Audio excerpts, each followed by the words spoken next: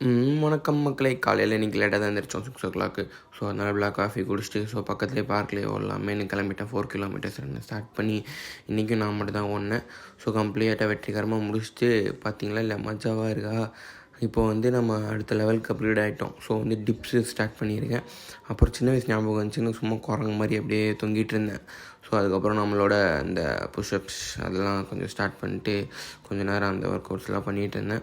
சரி, அதுக்கப்புறம் புதுசாக இன்றைக்கி ட்ரை ஸ்ட்ராங் பண்ணுவேன். ட்ரைக்கு கொஞ்சம் ஒரு 2 வேரியேஷன் போட்டிருந்தேன். அப்புறம் வீட்டில் ஜம்முனி இளநீ இருந்துச்சு. அதை வெட்டி நானே அந்த குடிக்கிற சுகம் இருக்குது பார்த்தீங்களா, அப்படி தொண்டைக்குள்ளே எதமாக இருந்துச்சு.